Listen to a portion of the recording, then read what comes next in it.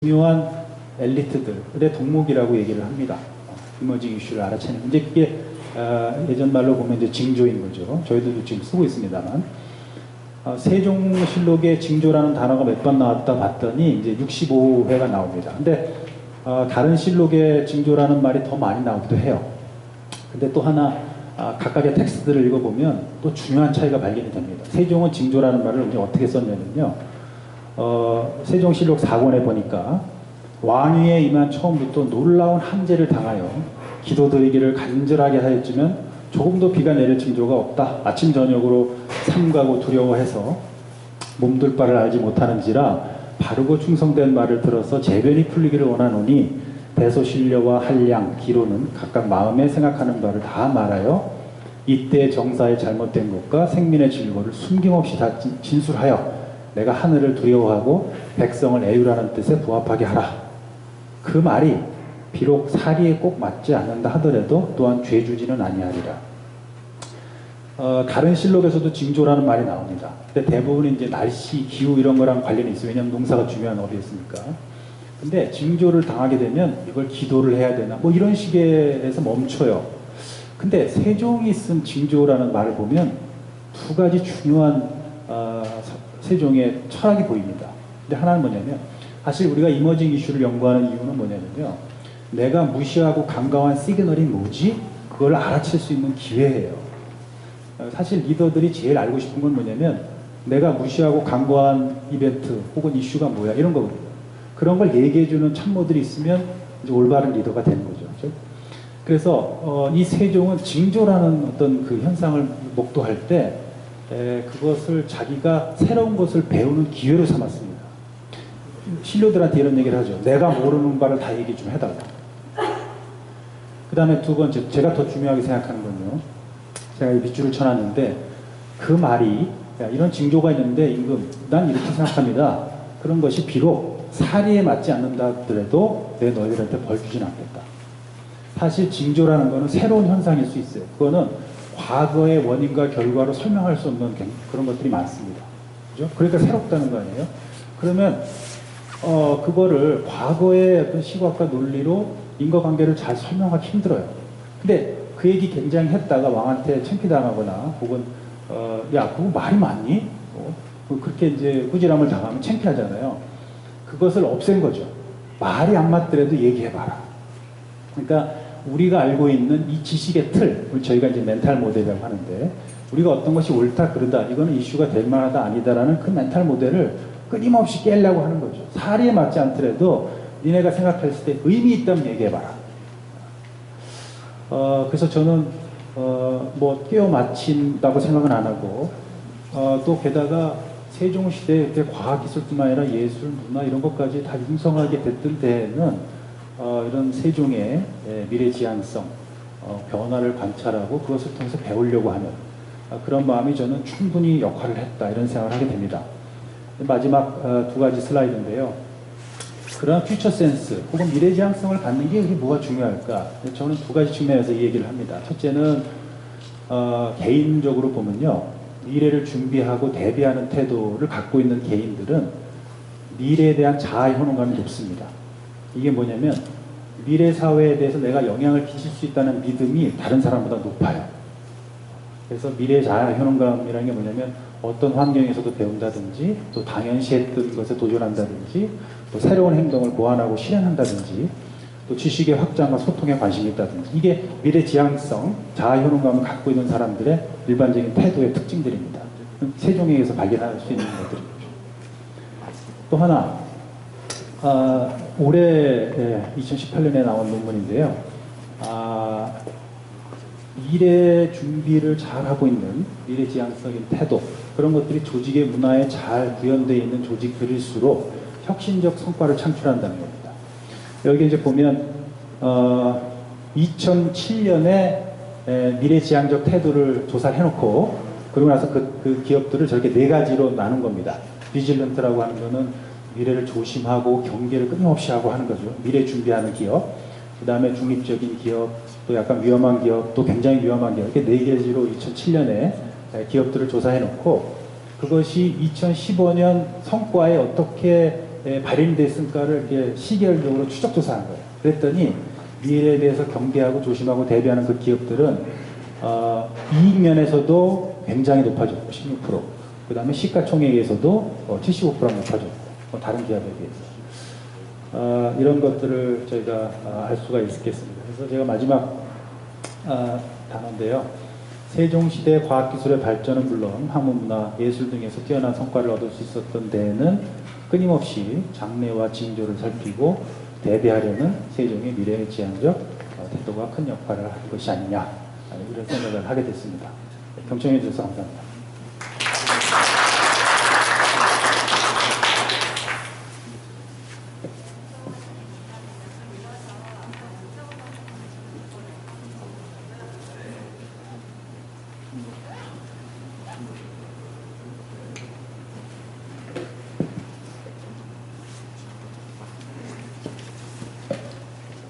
네, 안녕하세요. 방금 소개받은 안창원입니다. 저는 한국전자통신연구원에서 공부하고 있고요. 오늘 아침 일찍 대전에서 한준호 목사님하고 따로따로 왔습니다. 감히 데이터 과학자라고 말씀드리기는 여러 가지 부끄러운 면이 있지만 제가 보는 관점에서 세종시대에서 우리가 배워야 할 점이 무엇인지를 좀 말씀드리고자 합니다. 우리가 이런 성문을 현재 시대에 다시 바랄 수 있으면 더없이 좋겠습니다만은 성군을 바라기보다는 우리 사회가 또 국가가 안고 있는 시스템을 성군을 대신할 수 있을 만큼의 시스템으로 좀 바꾸는 게 필요하지 않을까 하는 게 제 관점입니다. 벼슬아치부터 민간의 가난까지 비천한 백성에 이르기까지 모두 이 법에 대한 가부를 물어요. 과연 저 시대에 저게 과연 가능하리라고 생각하고 세종대왕께서 말씀하셨을까요? 그냥 개념만, 가치만 전달하려고 했던 게 아닌가 싶습니다. 근데 사실 기술적으로는 오늘날 이게 훨씬 더 가능하다. 모든 사람한테 스마트폰을 통해서 정책을 실시간으로 물어보고 가부와 효과를 검증해 볼 수 있습니다. 하지만 우리는 안 합니다. 왜 안 하는지를 모르겠어요. 아까 이영달 교수님께서 우리나라 현실에 대해서 말씀하셨는데 우리나라의 출산율이 얼마나 되는지 아십니까 혹시?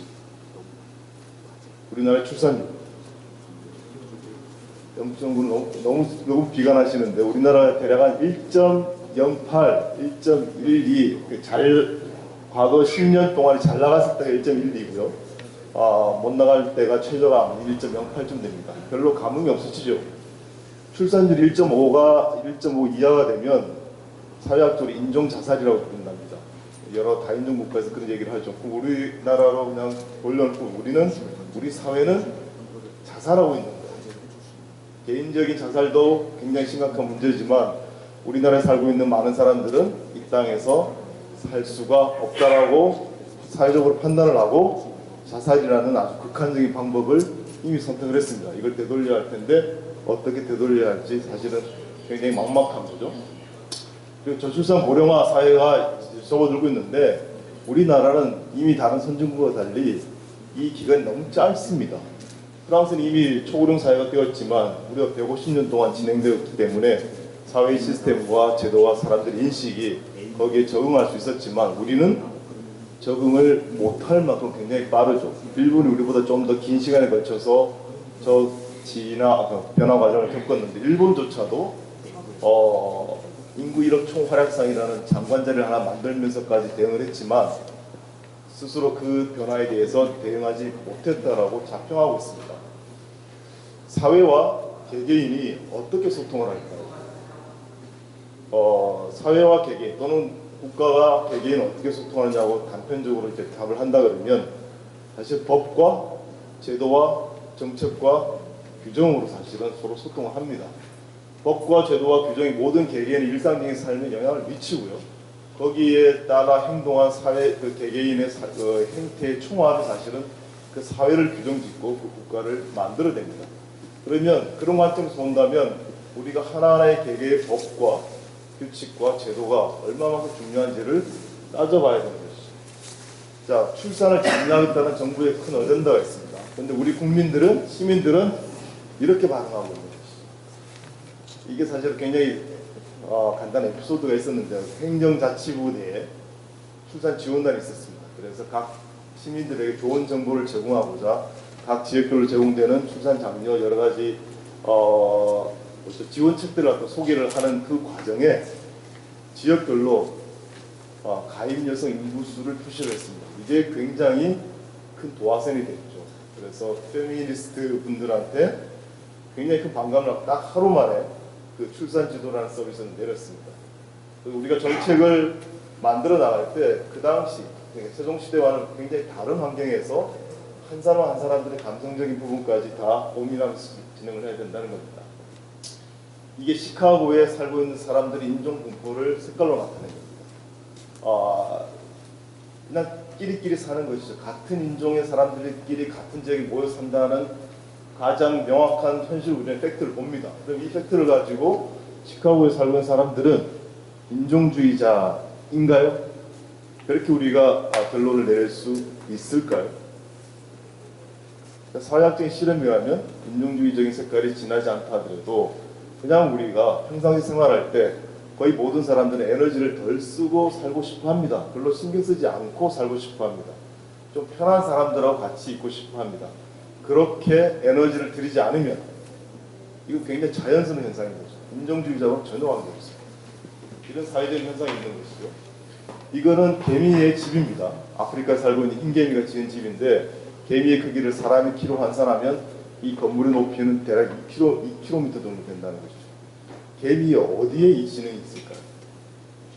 개미 한 마리를 붙잡아 놓고 두뇌를 해부하고 몸속을 다 뒤져봐도 이 건물에 대한 설계도는 없습니다. 개미 사회는 갖고 있다는 거죠. 개미와 개미 사이에 상호작용의 어떤 부분들이 그 사회의 지능을 창출해내는지 아직도 우리는 잘 모르고 있습니다. 그래서 우리가 살고 있는 사회 문제는 제가 이제 공학도에서 이런 문제가 굉장히 접근하기 어려운 문제입니다. 우리가 살고 있는 사회 문제는 복잡한데 복잡한 성격이 본질적으로 다르다는 겁니다. 변화무쌍하다는 거죠. 다이나믹하게 변한다는 겁니다. 공학적으로 복잡한 문제는 사실은 부분으로 다 나누어서 부분해를 찾아내고 그 부분해를 합하면 전체의 문제를 풀 수 있습니다. 근데 사회 문제는 자르는 순간 문제의 본질이 사라져버리기 때문에 우리는 사실은 엉뚱한 문제를 풀고 있는 것이죠. 여기 각각 다른 분야에서 오신 분들이 계시지만 교육 문제를 교육부가 해결할 수 있습니까? 고용 문제를 고용부가 해결할 수 있습니까? 아니라는 것이죠. 그렇게 분절해서 잘라놓고 사회 문제를 들여다보는 순간 우리는 각자 자기가 풀고 싶은 그냥 개인적인 일을 하고 있는 것이 사회적인 문제를 푼다고 볼 수 없다라는 거예요. 그래서 늘 소프트웨어 설계도 마찬가지입니다. 항상 설계자하고 실제 사용자하고의 괴리가 늘 있는 것이죠. 이걸 왜 모를까 싶지만 정말 모릅니다. 그렇죠? 우리가 예전에 몇 년 전에 보육 정책도 마찬가지였었죠. 집에서 키우면은 15만 원, 보육원에 보내면 20만 원 차별적으로 사실 지원했습니다. 그러다 보니 집에서 키울 수 있는 부모조차도 애를 보육원에 막 보내기 시작한 거죠. 지나고 나면 왜 그런 얼토당토하는 정책을 만들었는지 싶지만 정말 쉽지 않습니다. 이 그림은 너무 잘 안 보이시겠지만 기반에 영향을 미치는 팩터들을 다 그려놓고 각각의 인과관계를 다 적어놓은 그림입니다. 이것도 완전하진 않겠죠. 기반에 영향을 주는 그 영향 요인들이 얼마나 복잡하고 서로 얽혀 있는지를 이 그림 하나로 보여주는 겁니다. 비만뿐만이 아니라 개인적인 비만에 관련된 현상뿐만이 아니라 사회적인 현상에 대한 인과관계를 다 그려내라고 한다면 그려낼 수 있을까요? 굉장히 어려운 일이죠. 그런데 그걸 그리지 않고 우리가 문제를 풀 수 있을까요? 그게 풀 수 없기 때문에 사실 이런 무모한 작업들을 할 필요가 있다는 겁니다. 그리고 푸드 시스템에 관련된 것도 사실은 그냥 생산적인 관점에서만 있는 게 아니라 사회적인 관점, 온갖 것들이 사실 다 어울려 있는 것이죠. 그래서 농산물, 그 다음에 우리가 일상에 먹어야 되는 그런 먹거리에 대한 이 시스템이 건전하게 만들어내기 위해서 어느 한 농림수산부의 문제만으로 치부할 수 없다라는 겁니다. 굉장히 복잡하게 얽혀 있는 것이죠. 자, 복잡한 문제의 또 다른 예는 우리 두뇌입니다. 최근에 뇌과학이 발달하게 되고 그 뇌과학의 기술 개발을 또는 과학적 발견을 더 강조한 이유는 사회적인 현상 때문에 그렇습니다. 치매 환자가 늘어나서 그렇습니다. 60세 이상의 인구 중에 치매에 걸릴 사람들의 통계적인 수치가 10%고요. 80세 이상이 되시는 분들의 50%가 치매라고 합니다. 그리고 치매 환자가 있는 한 가정에서 지불하는 평균적인 의료비 지출이 1년에 2천만 원 정도 됩니다. 사회적으로 굉장히 부담이 되기 때문에 우리는 왜 치매가 생기는지, 그걸 어떻게 예방할 수 있는지, 어떻게 치료하는지에 대한 방법을 안 찾으면 안 되는 상황에 된 것이죠. 예전처럼 고려장을 지낼 게 아니랍니다. 그래서 그걸 해결할 수 있는 방법이 굉장히 무모하지만 우리 뇌에 있는 100억 개에서 1000억 개 이르는 뉴런의 가닥가닥을 다 하나하나씩 세워내고 그 뉴런이 어떻게 연결되어 있는지, 그리고 우리의 정신작용과 지능작용에 어떻게 연결되는지를 찾아내는 작업을 10년을 기획하고 사실은 유럽과 미국은 진행을 하고 있습니다. 이 방법 외에는 아직은 다른 방법이 없기 때문에 그렇습니다. 대략 왜 어떤 부분들이 무슨 기능을 하는지는 대략 압니다. 우리가 이해하기 위해서는 그 정도 지식은 필요하지만 정말 문제를 풀기 위해서는, 고치기 위해서는 그 정도 수준 갖고는 안 된다는 것이죠. 자, 우리가 사회를 구성하고 있는 사회 시스템을 ICT 기술로 풀고자 하는 많은 시도가 있고 그중에 가장 대표적인 것이 스마트 시티입니다. 도시를 이루고 있는 가장 중요한 요소 중에도 환경이 있고요.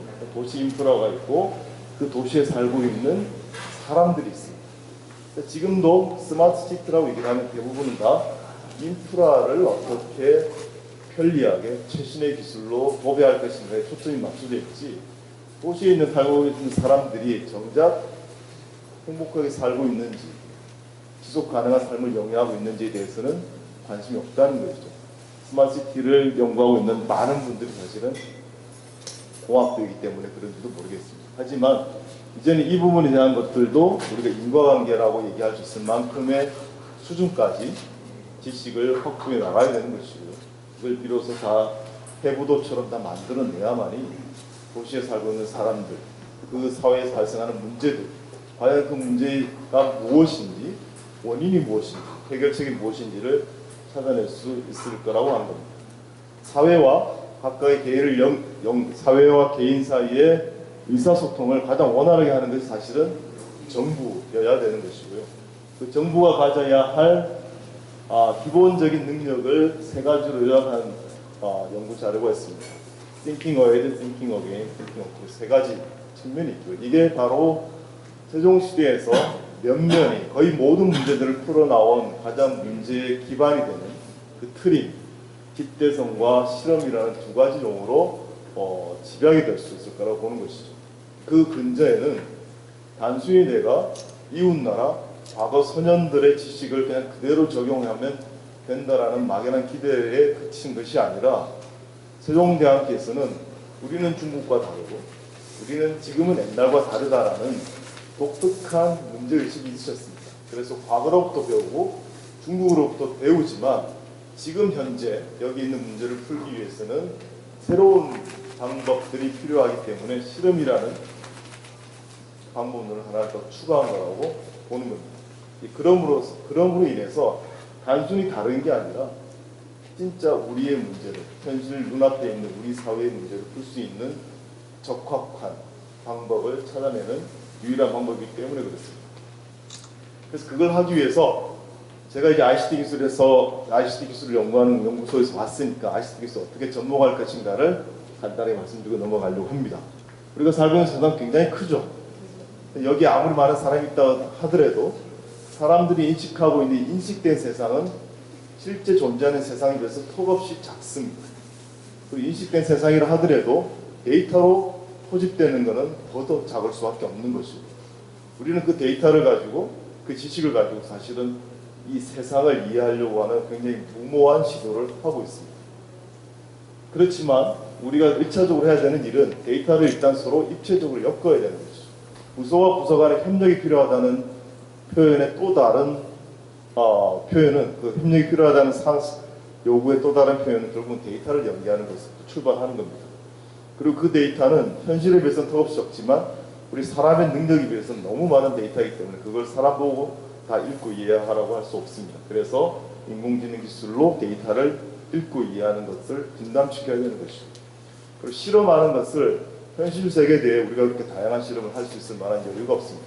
세종시대에는 장래라고 얘기할 만큼 오늘과 유사한 미래가 계속 반복될 거라고 그렇게 상정하고 실험을 길게 가져갈 수 있었죠. 무려 17년 동안 실험하신 것도 있으십니다.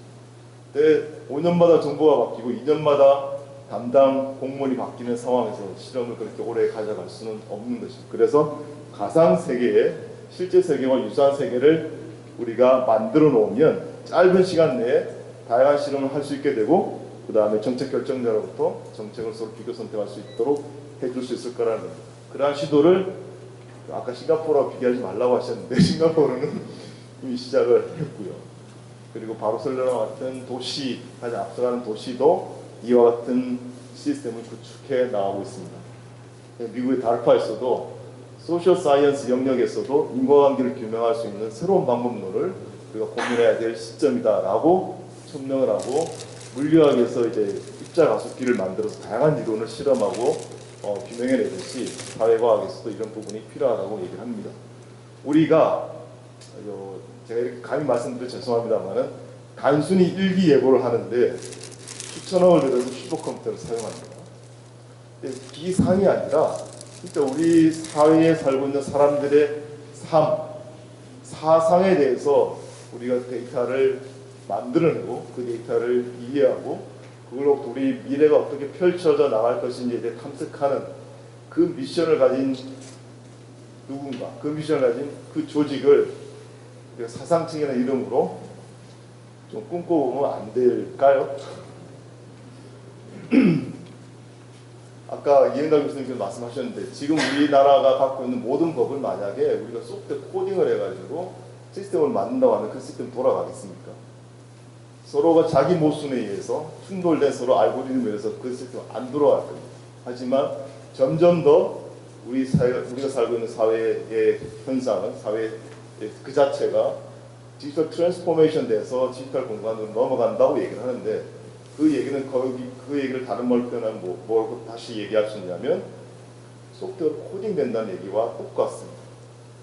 근데 이 코딩된 세계는 그 법을 어길 수가 없습니다. 우리가 실제 살고 있는 세계가 서로 모순적인 법이 있음에도 불구하고 돌아간다는 이유는 많은 사람들이 재량껏 그리고 필요에 따라 법을 적당히 어겨가면서 정말 현실적이고 바람직한 방법을 찾아 나갈 수 있지만 가상 세계에서는 코드가 허락하지 않은 다른 경우의 수가 존재할 수가 없습니다. 그만큼 디지털 트랜스포메이션이 되면 될수록 법과 제도와 규칙은 정밀하게 설계되지 않으면 그 코드에 의해서 사회적으로 소외당하고 오히려 살상당하는 사람들이 더 늘어날 수도 있다는 것이 데이터 과학자들의 판단이기도 합니다. 그래서 우리가 전체 시스템을 정말로 전체적으로 이해할 수 있는 새로운 방법론이 필요하게 된 것이고요. 그것을 해결하는 방법으로 이제 빅데이터와 인공지능 그리고 시뮬레이션을 다 엮어서 현실 세계와 유사한 상태를 만들어 놓고 우리가 새롭게 만들고자 하는 법과 제도와 정책들을 실험할 수 있는 환경이 갖춰지지 않으면 2년, 5년 만에 바뀌는 이 정권, 2년, 5년 만에 바뀌어 나가는 정부의 정책 담당자들에게 의사결정을 할 수 있는 기회를 줄 수 없지 않을까라고 생각합니다. 그래서 세종시대에 얘기했던 집대성과 실험이라는 그 두 가지 큰 어젠다를 오늘날의 기술로 다시 한번 재구성해 보는 게 필요하다고 생각합니다. 감사합니다.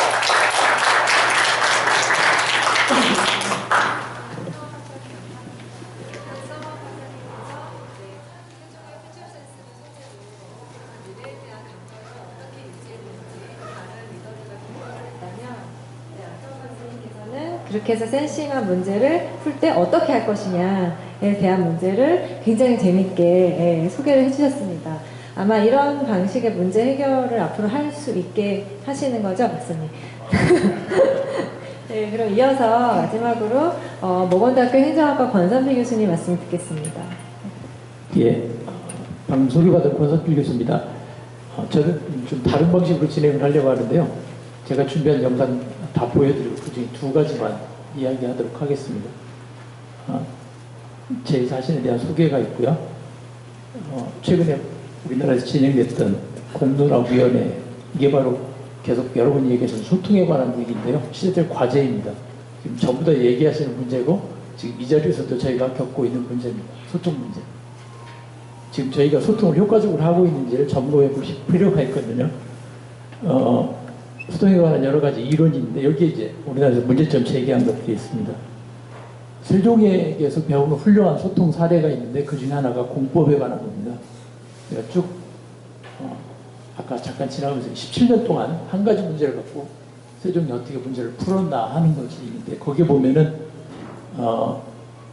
뺐습니다만 몇 가지가 있습니다. 여론조사를 한 게 있고요. 아까 뉴욕에서 하셨다고 그러는데 그것보다 더 훌륭한 걸 세종이 하신 게 있습니다. 전 국민의 10분의 1 정도에 직접 의견을 들었다. 그렇다고 해서 더 중요한 거는 그렇게 결정을 하지 않았다는 겁니다. 다수결을 따르지 않고서 다시 시행을 했는데 아까 말씀하신 것처럼 내부 추진을 해야 될 관료들 사이에 갈등이 있어서 추진하지 않고 부분 시행을 하는 방식으로 바꿉니다. 아까 얘기하신 실험이죠. 실험을 해갖고 수정하는 방식으로 해서 17년 걸리는 이 과업을 완성을 했습니다. 사실 우리나라에서 세제 개혁을 해본 사례가 제대로 해본 자발적으로 하는 유일한 사례가 아닌가 싶습니다. 외부 환경 변화나 억지로 하지 않고 내부에 스스로 문제를 푼 유일한 사례인 것 같습니다. 이렇게 세종이 공법 개혁을 할 수 있었던 국가 개혁을 할 수 있었던 이유는 공론 정치에 있다고 할 수 있습니다. 공론 정치라고 했는데 사실 이 정치란 말을 쓰기보다는 저는 의사소통, 저희가 계속 얘기하고 있는 의사소통 문제인 것 같습니다. 이 일과 관련된 모든 사람들이 어떻게 소통할 수 있을 것인가 라고 하는 건데요. 세종이 첫 번째 말씀드리고 싶은 건 세종이 이걸 잘했다라고 하는 것이 강조해야 할 지점인 것 같습니다. 근데 거꾸로 얘기하면 세종은 그렇게 했지만은 지금은 그렇게 할 수는 없다라고 하는 거죠. 이게 우리의 과제인 것 같습니다. 우리 시대에 17년 걸려서 할 수 있는 일이 없잖아요. 17년 걸릴 수도 없고 불가능하다라는 게 지금 다 얘기하신 거예요. 빅데이터를 사용해서 하면 가능하겠다라고 하는 것이 이제 방금 제안해 주신 내용입니다.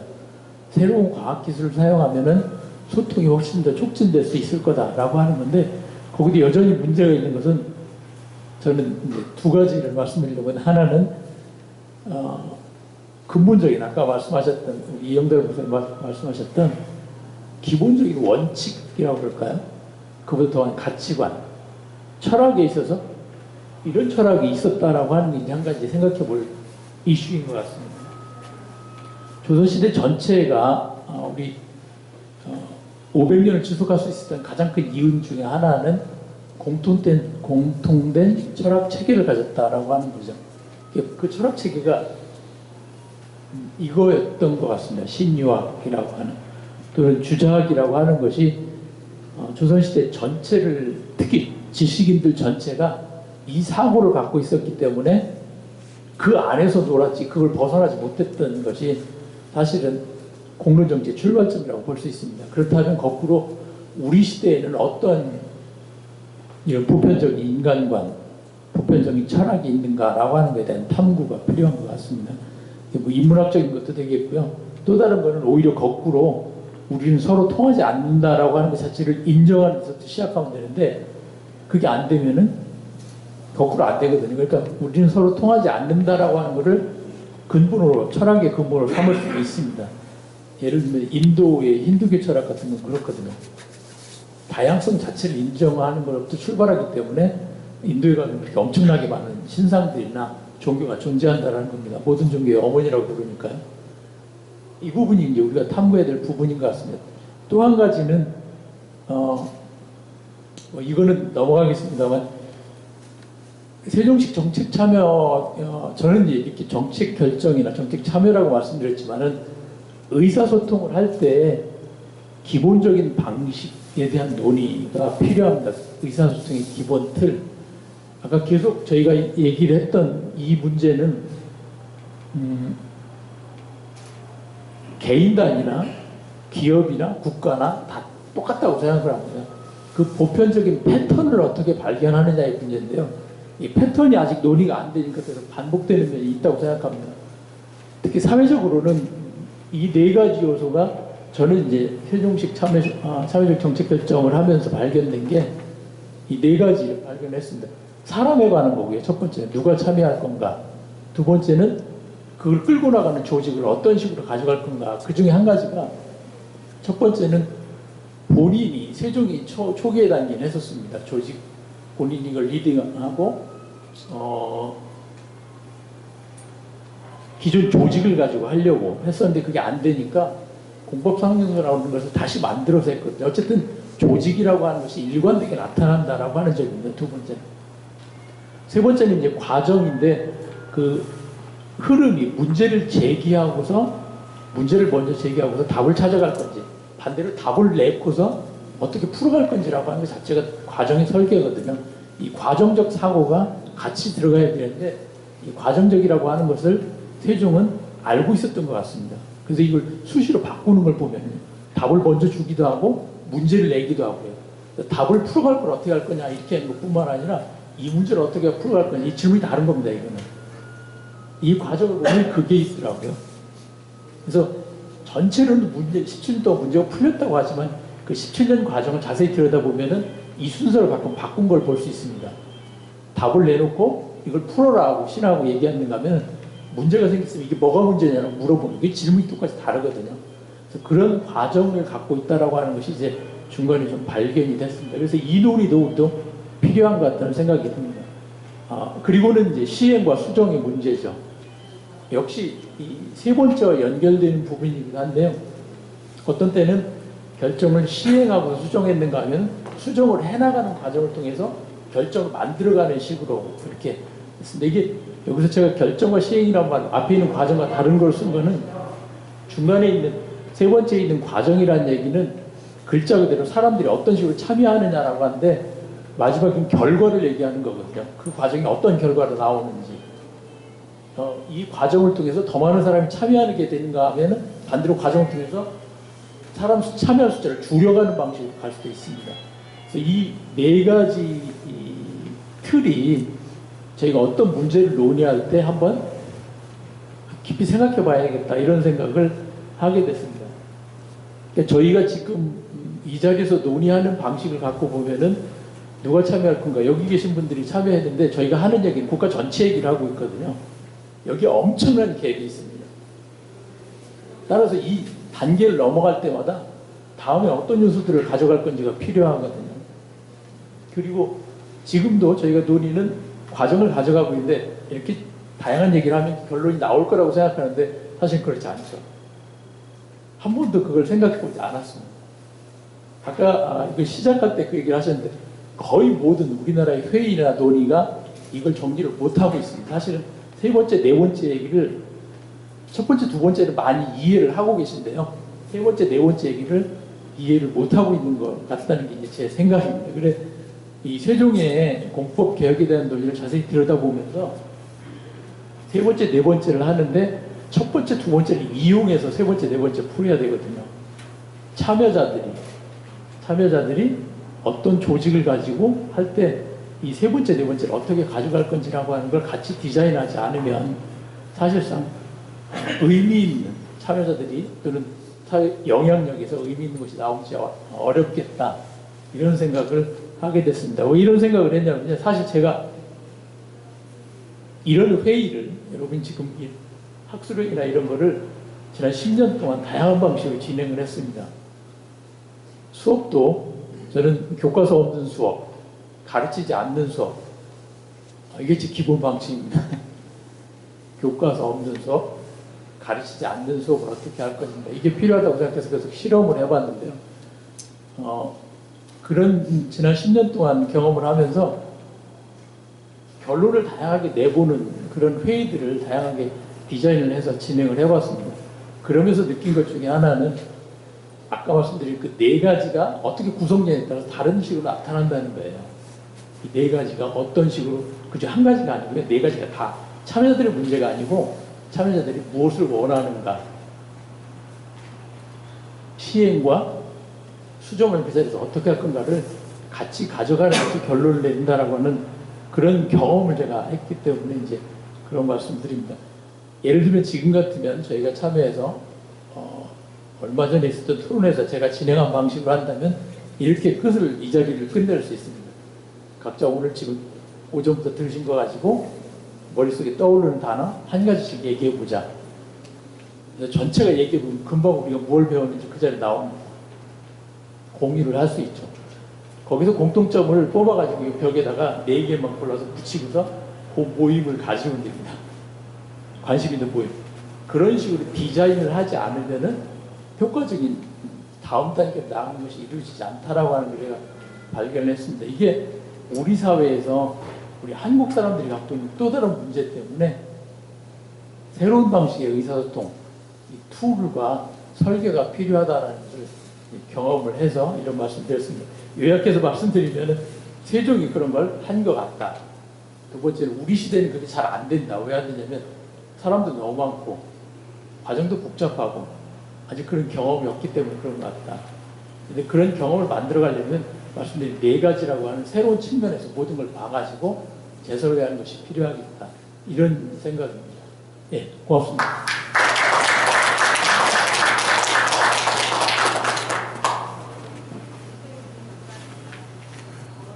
사실 지금 권 교수님이 말씀하신 것과 똑같은 고민을 참 많이 하면서 이 행사를 준비를 했는데요.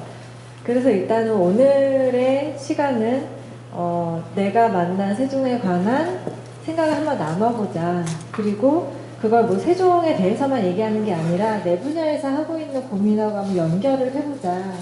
그런 이야기를 하고 싶은 분들이 여기 모였으면 좋겠다는 생각을 했던 것 같습니다. 그럼 지금 잠깐 오늘 이렇게 네 분 오늘 이렇게 퍼실리테이션 해주신 함진호 박사님 그리고 안창호 박사님, 박상호 박사님, 박상호 교수님 잠깐 모시고 한번 제가 좀 질문을 하나 드려볼게요. 지금 여기 계신 분들께서 정말 각자의 전문 분야에서 우리나라 미래에 많은 영향을 미칠 수 있는 그런 일을 하고 계시는데 그런 경험을 쌓은 입장에서 이제 세종에 관한 이야기를 접했을 때 그 경험을 바탕으로 어떤 느낌이 들었는지 좀 듣고 싶습니다. 그리고 이제 플로어에서 좀 질문이 있다면 좀 자유롭게 손 들고 하시는 그런 시간을 잠깐 갖고 나서 이제 점심 시간을 갖도록 하겠습니다. 네, 네, 박사님 그럼 어떤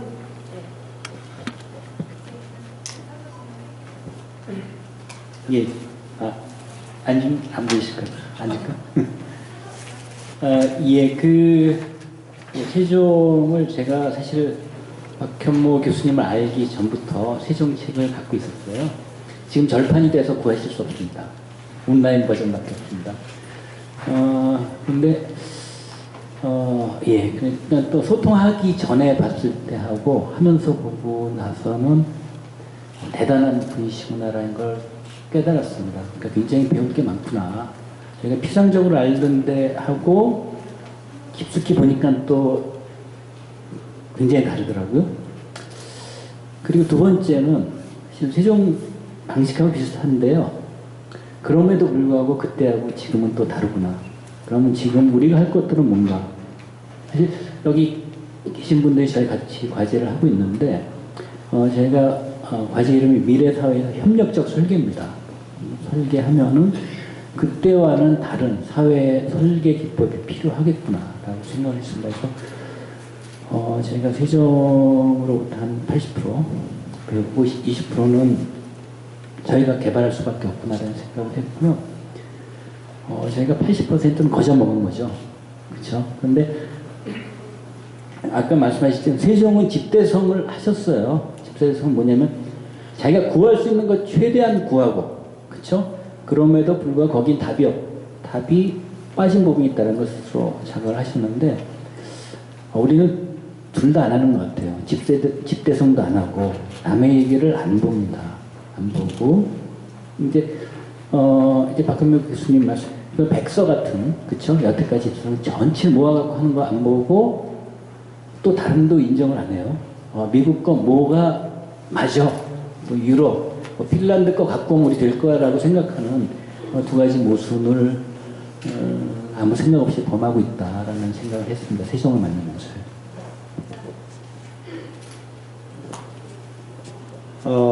미래라는 게 어떻게 만들어질까 생각해 보면은 어쩌면 굉장히 단순합니다.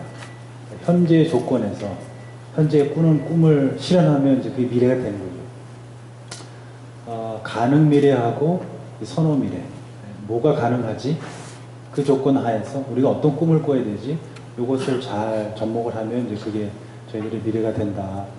최종은 그 고민을 계속 하셨던 것 같다 생각이 들고요. 두 번째는 사실 미래라는 것이 유용한 이유가 현실을 떠나서 현실을 보는 방법을 가르쳐 줍니다. 그러니까 사실 현실에 매몰되어 있으면은 우리가 사실 좀 더 중요한데 현실적인 문제 때문에 그걸 간과하는 경우가 많거든요.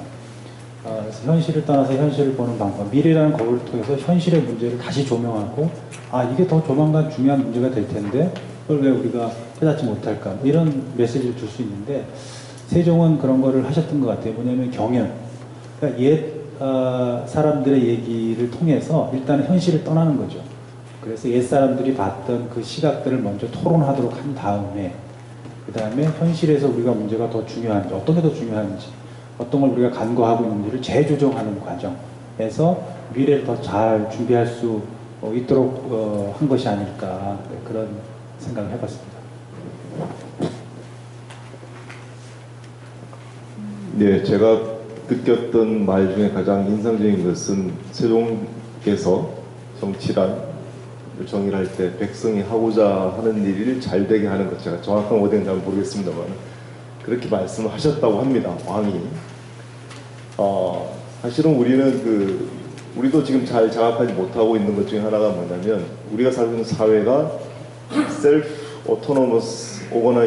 오거나이징 하는 오토노머 시스템이라는 것을 최근에 과학자들이 많이 얘기를 하고 있는데, 그것을 가지고 뭔가 정치를 하시는 분 또는 정부에 계신 분들은 이거를 어떤 의도를 가지고 막 만들어 나가고 바꿔 나가는 것이 일을 하는 것처럼 그렇게 생각하는 게 대부분인 것 같습니다. 그래서 뭔가 과거와는 다른 새로운 것을 뭔가를 해서 자기를 하려고 하는데 상당히 많은 부분들은 부작위,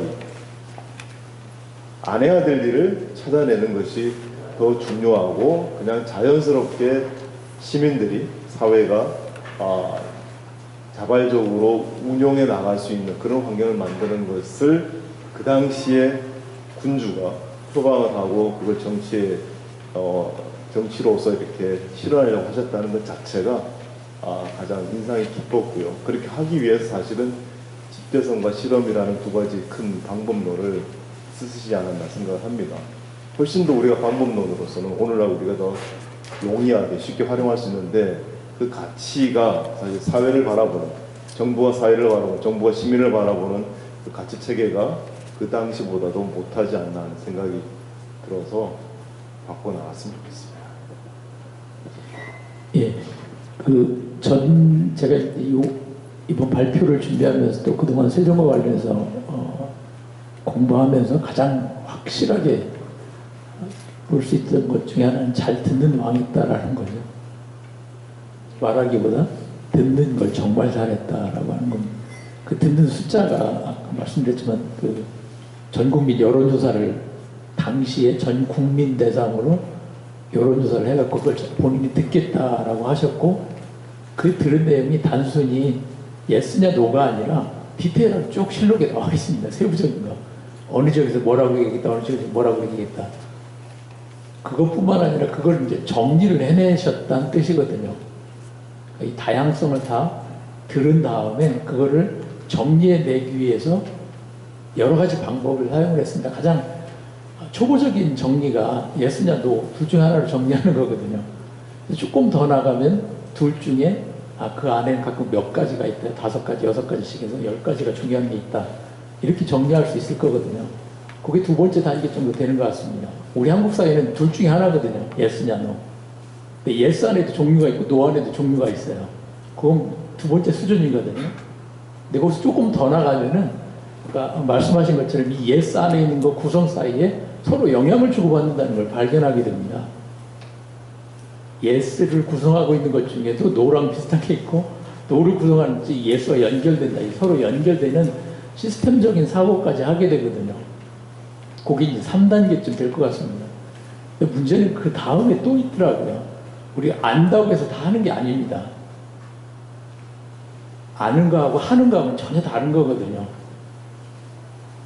여기 다 뭐 얘기를 들어서 하면 된다라고 알고는 있지만 못하는 거 많잖아요. 다이어트도 안 되고 공부도 안 되고 안 되거든요. 그건 전혀 다른 차원의 것이거든요. 안다는 거하고 행동하는 것 사이의 차이점.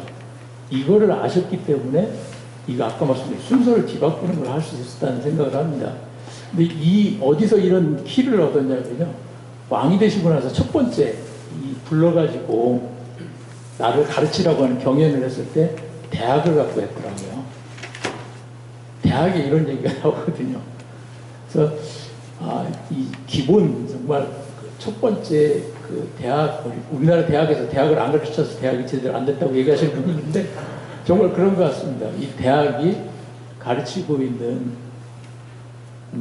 인격을 가르치고 사회생활하는 기본 원리를 아셨기 때문에 그런 것이 아닌가 이런 생각이 들더라고요. 그래 말씀드린 것처럼 우리가 단순히 예스 노가 아니고 더 복잡한 디테일을 아는 거가 아니고 원인을 아는 데까지 수준이 올라가야 되거든요. 이게 이제 그 영적 발전 단계를 그렇게 얘기합니다. 거칠게 아는 거, 자세히 아는 거,